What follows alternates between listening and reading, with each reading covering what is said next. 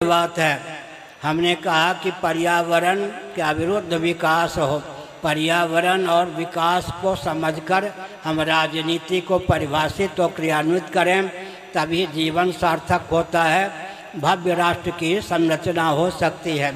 प्रामाणिक रीति से विचार करने पर सत्ता, लोलुपता, दूरदर्शिता वर्तमान में राजनीति की परिभाषा बन चुकी है।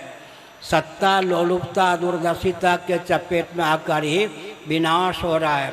मैं एक संकेत करता हूँ, निंदा में मेरे वचन का उपयोग और विनियोग न करें, ऐसी भावना है। पूरे विश्व की दृष्टि से विचार करें तो राजनेताओं में शासन करने की क्षमता नहीं रह गई। स्वतंत्र भारत में राजनेताओं का इतना पतन हुआ है, उनमें शासन करने की क्षमता नहीं रह गई है। देशी विदेशी कंपनियां ही पूरे विश्व में शासन कर रही हैं।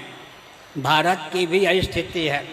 दिशाहीन देशी विदेशी कंपनियों के हाथ में राजनेताओं ने पूरे विश्व को पहुंचा दिया है।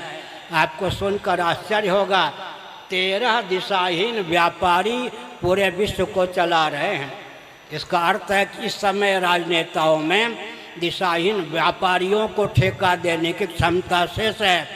कालांतर में अगर राजनेता व्यापारियों को ठेका देने की क्षमता से विहीन हो जाएंगे, पूरा विश्व लुटेरों के हाथ में चला जाएगा। इसलिए सावधान रहने की आवश्यकता है।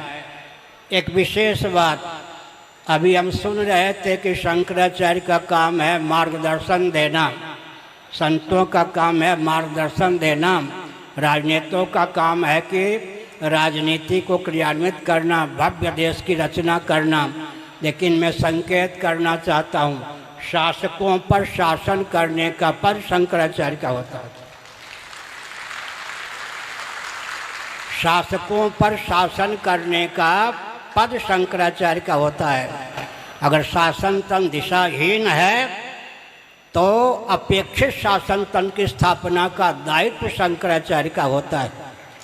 यह ध्यान रखने की आवश्यकता है। महाभारत का सिद्धांत है, वन से व्याघ्र की रक्षा होती है, व्याघ्र से वन की रक्षा होती है।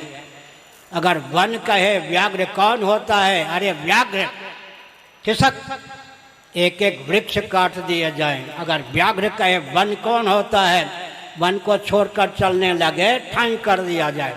जिस प्रकार व्याघ्र से वन की रक्षा होती है, वन से व्याघ्र की रक्षा होती है, उसी प्रकार व्यासपीठ से शासन तंत्र की रक्षा होती है, शासन तंत्र से व्यासपीठ की रक्षा होती है।